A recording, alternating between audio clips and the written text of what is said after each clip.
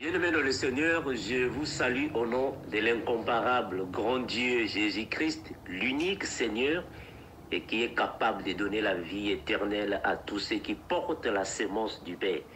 C'est de la part du frère Armando Kinanga de la chaîne Vérité sans cesse. Je passerai alors chaque fois pour donner l'explication d'un verset biblique concernant la nourriture solide. Chaque semaine, si le Seigneur Dieu nous le permet encore, comme il veut que nous puissions alors édifier, perfectionner les enfants de Dieu. J'aimerais que vous puissiez partager cet audio dans tous vos groupes ainsi que dans votre entourage. Nous sommes ici pour décortiquer certains versets bibliques dans la révélation afin que l'Église grandisse avec la parole. Et bien aimé, j'aimerais ici parler brièvement sur un verset biblique. Je suis dans 1 Corinthiens chapitre 3, le verset 6. La Bible déclare ainsi: j'ai planté, Apollos a arrosé, mais Dieu a fait croître. Je m'arrête par là. C'est un verset biblique que je voulais aujourd'hui un peu décortiquer brièvement. Mais bien aimé, comprenons que la parole de Dieu est semblable à une sémence. Ici, la sémence signifie tout simplement toute substance ou tout ingrédient qui donne la vie, qui donne des fruits, qui donne alors la bonne marche à un arbre afin de donner des fruits. Mais nous comprenons qu'un arbre signifie une personne selon la révélation, parce que Dieu a créé des arbres et il les a mis dans la forêt. Cela signifie que Dieu a créé les personnes et il les a établies dans le monde. Donc, la sémence ici est semblable à de l'eau qui tombe du ciel sur la terre afin de féconder la terre. Et après, celle-ci donnera des fruits. Nous comprenons que ici on est en train de parler de la parole qui sort de la bouche de celui qui prêche ou enseigne, et la terre reçoit la parole qui est semblable au cœur qui reçoit la parole afin de porter des fruits ici qui symbolisent alors les bonnes œuvres de la foi. Donc ici la Bible nous dit que Apollos a arrosé, mais c'est le frère Paul qui a planté. Planter ici ne signifie pas réellement prendre des outils pour aller dans le jardin ou dans un champ. Non. Ici, planter signifie poser les fondements de l'évangile. Ici, planter signifie enseigner la parole. Arroser ici signifie continuer d'enseigner ou prêcher la même parole qui avait été plantée par Paul.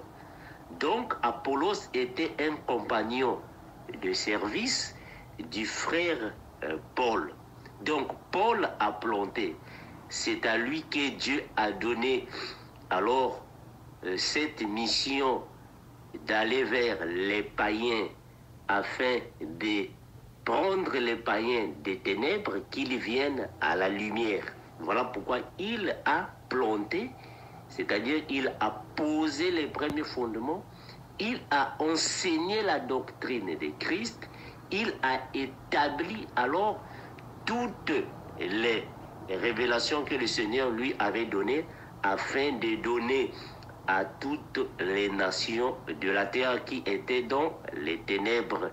Ici, les ténèbres ne signifient pas réellement l'obscurité, signifie l'ignorance. Donc, les ténèbres signifient l'ignorance et la lumière ici signifie la connaissance.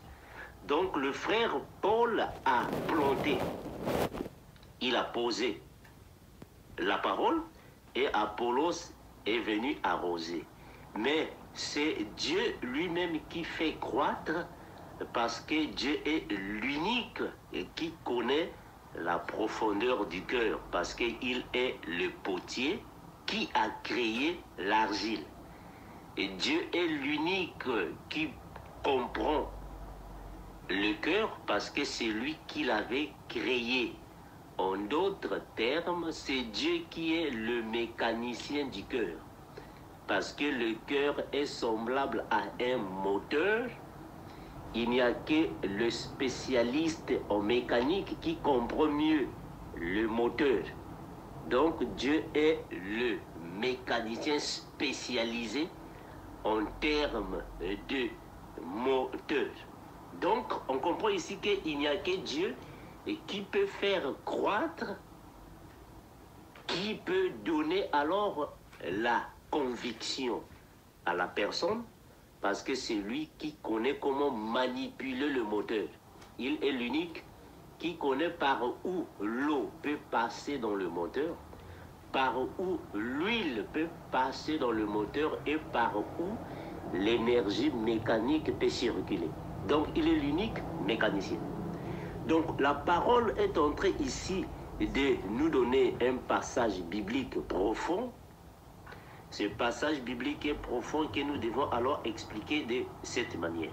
Donc nous symbolisons une terre, mais la terre est fertile parce que notre terre est bonne.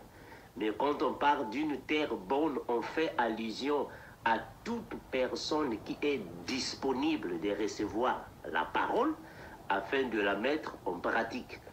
Toute personne qui reçoit la parole et la met en pratique est semblable à une bonne terre là où le cultivateur va jeter la semence et la semence va être alors engloutie dans la terre pour donner alors à son tour des bons fruits. Donc nous sommes la bonne terre. Tous ceux qui reçoivent la parole avec un cœur ouvert et sincère, toute personne disponible de mettre en pratique la parole de Dieu, toute personne disponible de présenter à son entourage des bonnes œuvres est semblable à une bonne terre, la terre fertile qui donne alors des bons fruits, digne d'être consommés à une saison convenable. Donc nous sommes la bonne terre. Malheureusement, il y a toujours une mauvaise terre quelque part qui ne correspond pas alors aux enfants de Dieu. Donc la parole nous convainc que nous sommes aussi des arbres parce que nous avons été plantés par le Seigneur. Parce que la pluie ici aussi est le symbole d'une bonne terre qui tombe, d'une bonne pluie qui tombe sur la terre que nous sommes, nous enfants de Dieu. Nous sommes aussi des arbres, mais nous sommes des arbres qui ont reçu une bonne sémence, parce que nous sommes des arbres qui donnent des bons fruits. Mais on reconnaît un arbre par ses fruits, parce qu'un avocatier ne peut jamais donner des papayes. De la même manière qu'un papayer ne peut jamais donner des avocats. Donc on reconnaît un arbre par ses fruits. Parce que nous croyons qu'un cocotier ne peut jamais donner des ananas. C'est impossible. On comprend qu'un cocotier ne peut jamais donner des pommes de terre. Impossible. Donc nous comprenons que chaque arbre donne des fruits qui correspondent à sa nature. Chaque arbre ne peut que donner des fruits qui correspondent alors à sa analogie. Donc la parole de Dieu est semblable à la sémence qui tombe sur la terre afin de donner des fruits. Or ces fruits sont semblables aux fruits qui donnent le Saint-Esprit. Il n'y a que ces fruits qui peuvent alors nous donner la conviction que la personne a le Saint-Esprit. Donc nous sommes réellement des personnes qui sont alors symbolisées par des fruits, parce qu'on comprend qu'un fruit qui ne peut être mangé, c'est un fruit qui arrive à maturité. Il n'y a qu'un fruit mûr qui peut être mangé par des personnes qui ont un bon sens. Je crois que nous ne pouvons pas manger des fruits verts. Nous ne pouvons que manger des fruits mûrs parce qu'un fruit mûr donne la vitamine. Un fruit mûr procure alors un bon état à toute personne pour avoir une santé positive. Voilà pourquoi Dieu aussi ne peut que venir cueillir des fruits mûrs. Dieu qui est ici symbolisé comme le cultivateur du champ, parce que le champ, c'est l'Église. Nous sommes les champs de Dieu. Donc Dieu est symbolisé ici comme un cultivateur qui va alors s'aimer, mais il ne peut que revenir prendre des fruits mûrs, des papayes mûres. Il n'y a que Dieu qui peut les prendre, parce que nous sommes symbolisés comme des fruits, mais des fruits mûrs iront dans le grenier. Dieu ne peut jamais mettre des fruits verts dans le grenier, jamais. Dieu ne peut que mettre des fruits mûrs dans le grenier. Ah, nous comprenons que le grenier, ou les greniers, pour une bonne audition, le grenier signifie une place réservée, en d'autres termes, un magasin réservé pour la conservation des bons fruits. Donc Dieu nous met dans le grenier. Ah, nous comprenons que le grenier ici, c'est le symbole du paradis, de la ville sainte, là où alors Dieu va mettre tous les bons fruits, les fruits mûrs. Mais on comprend qu'un fruit mûr ici doit être un fruit sans tache, sans défaut. Ah, donc on comprend qu'un fruit sans tache, sans défaut signifie un fruit qui n'est pas pourri. Mais malheureusement, il y a des fruits qui périssent. Tout fruit pourri ne peut pas aller dans les greniers, sinon il va faire de la sorte que les autres puissent devenir alors comme le fruit gâché. Donc Dieu prend des fruits mûrs, des fruits qui arrivent à maturité, qui sont encore en bon état, qui donnent une bonne santé, pour alors être conservés dans le grenier qui est le paradis. Donc la loi de la sémence est semblable à toute personne qui reçoive la parole du Seigneur afin de la mettre en pratique.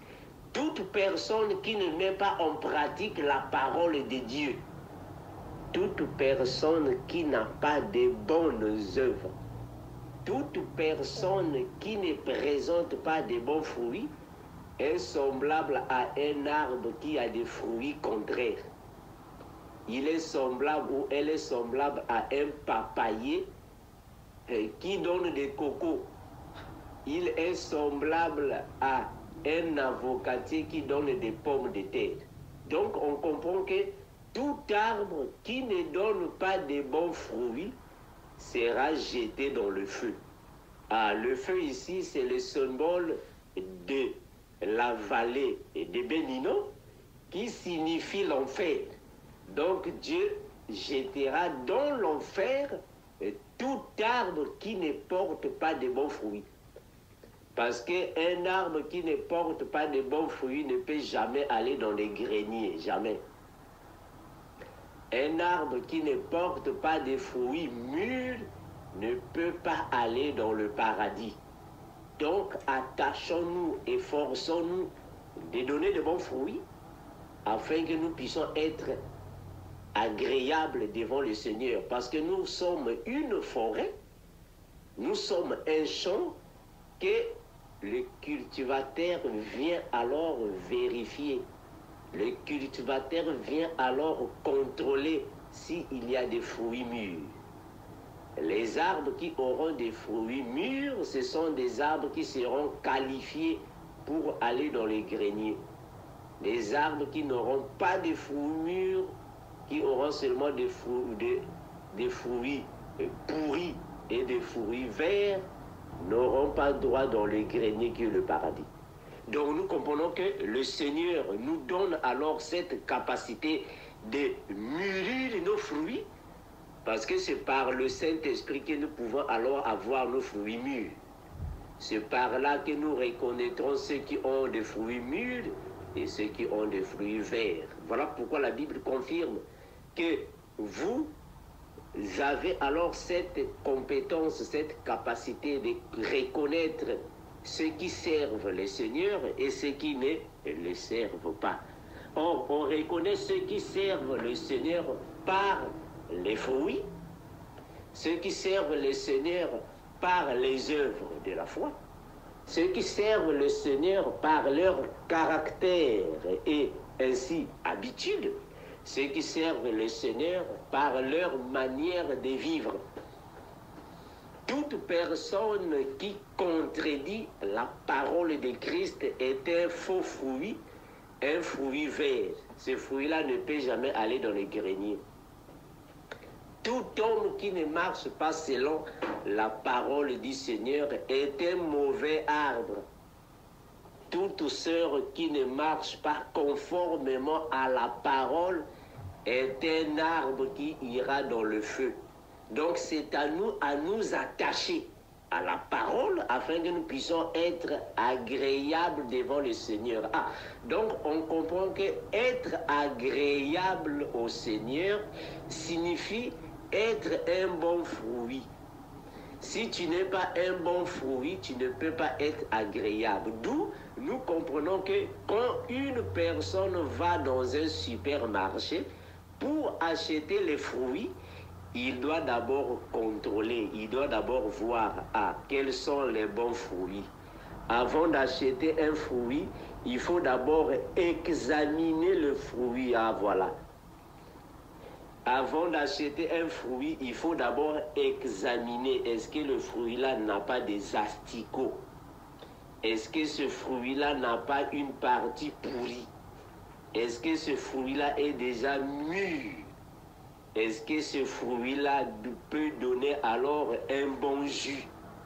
Est-ce que ce fruit-là a une bonne couleur? Est-ce que ce fruit-là est digne d'être acheté? C'est alors que nous prenons le fruit. Donc, avant d'acheter un fruit, il faut que le fruit puisse présenter les qualités d'une bonne positivité. C'est la même chose que le Seigneur aussi fait. Le Seigneur qui est un cultivateur, il a sémé, il a fait tomber la sémence sur une bonne terre. Et il va attendre que la sémence puisse alors donner des fruits, puisse donner un arbre et l'arbre donne des fruits. Et après, il viendra pour voir quels sont les fruits qui sont bons. Il doit d'abord examiner le fruit. En d'autres termes, examiner l'animal. Avant de déchirer un animal, il faut d'abord l'examiner. Si réellement dans cet animal-là, il n'y a pas de choses pourries. Donc il faut d'abord examiner le fruit. Le Seigneur examine le fruit.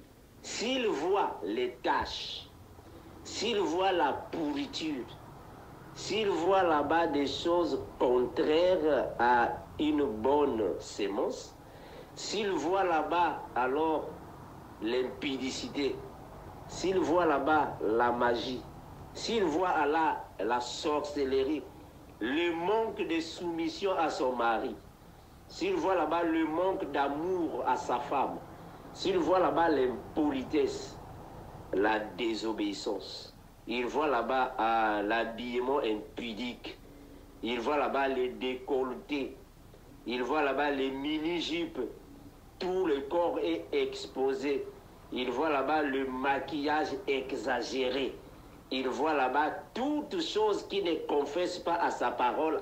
C'est alors que Dieu dira que ce fruit-là n'est pas bon. C'est un mauvais fruit, il faut jeter ça dans le feu, parce que c'est un mauvais fruit. Donc on comprend que le Seigneur, avant de récolter un fruit, le fruit doit avoir de bonnes qualités. Il faut que ça soit un fruit de bonne qualité. C'est alors que le Seigneur va accueillir le fruit et il va mettre le fruit dans les greniers. Or, le fruit mûr signifie toute personne qui arrive à maturité. Or, maturité ici, c'est la connaissance de la volonté de Dieu. La maturité signifie connaître la parole de Dieu et la mettre en pratique. La maturité signifie marcher dans la sanctification jusqu'à la fin de la course, parce que nous sommes des athlètes qui sont en train de courir pour remporter le prix. Mais quand tu tombes, tu dois te relever, tu dois t'élever, tu dois te positionner dans la course afin d'arriver à maturité. Ah, donc on comprend que Dieu ne peut que récolter des bons fruits. Tous les fruits qui sont pourris ne peuvent pas aller dans les greniers. Ah, nous comprenons que les fruits pourris signifient tous les fruits qui ont reçu la sémence, tous les fruits qui sont attachés à l'arbre, mais malheureusement sont amers. Ce sont des fruits amers qui n'ont pas un bon jus. Or, un fruit doit avoir un bon jus. Donc, on comprend que c'est toute personne qui écoute la parole de Dieu, mais malheureusement ne met pas en pratique la parole. Donc, c'est un fruit amer. Toute personne qui écoute la parole de Dieu, mais continue dans l'impudicité, c'est un fruit qui ne peut pas donner un bon jus. Et ton jus est un jus amer. On ne peut pas boire ça. Il faut jeter ça. C'est un jus salé. Il y a trop de sel là-bas. On ne peut pas boire ça. Il faut jeter ça. Donc, toute personne qui ne marche pas en conformité avec la parole, toute personne qui continue dans l'ignorance, c'est un mauvais fruit. C'est un fruit qui sera jeté dans le feu. C'est un arbre qui sera jeté dans le feu parce que c'est un arbre qui ne donne pas de bons fruits. Donc, on comprend que nous sommes le champ de Dieu. Nous recevons l'eau de la parole. Nous recevons la sémence de la parole. Nous recevons les ingrédients de la parole. Nous recevons toutes choses de la parole afin de grandir en bonne santé spirituelle. Parce que nous avons une santé spirituelle qui est conservée par un seul médecin. Ah, donc, nous sommes les malades qui sont partis vers un médecin. Mais le médecin doit d'abord t'examiner. Quand le médecin t'examine, il doit diagnostiquer que tu es en bonne santé. Ah, si le médecin t'examine et le diagnostic va sortir avec des maladies, de la tuberculose spirituelle, on va comprendre que tu es encore malade. Il faut que tu sois d'abord traité. Si on te diagnostique avec la tuberculose spirituelle, on te diagnostique avec des maladies spirituelles. Ah, on comprend que les maladies spirituelles ici signifient le péché. Donc l'impudicité est une maladie spirituelle. La sorcellerie est une maladie spirituelle. La magie, maladie spirituelle. La désobéissance, maladie spirituelle. L'impolitesse. Donc tous ceux qui sont malades ne peuvent pas aller dans le grenier. Or ici, c'est le symbole de l'hôpital. Tous ceux qui sont malades ne peuvent pas aller dans l'hôpital. Parce que l'hôpital ici, c'est là où travaille le médecin. Il reçoit les malades. Mais il y aura un temps, les portes de l'hôpital vont fermer.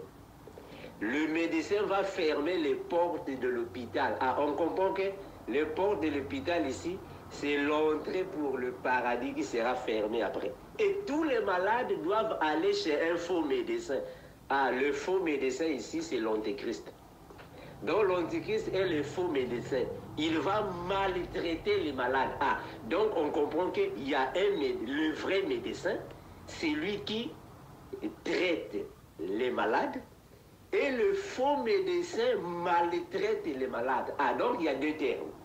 Il y a traiter les malades et maltraiter les malades. Ah, donc on comprend que Jésus-Christ est le médecin qui traite les malades. L'antichrist est le faux médecin qui maltraite les malades. Ah, donc il y a un temps, le vrai médecin va fermer les portes de l'hôpital. Gloire à Jésus, que le Seigneur soit loué. Que le Seigneur vous fortifie. Si vous voulez écouter nos enseignements, vraiment, visitez-nous dans notre chaîne qui est Vérité sans cesse TV, là où nous décortiquons la parole en long et en large. C'est votre frère Armand Kinanga. Que le Seigneur vous bénisse. Nous sommes dans le GEC, le groupe des étudiants chrétiens. Nous étudions la Bible comme les disciples des Christ. Soyez bénis, que l'incomparable grand Dieu vous fortifie. Maranatha.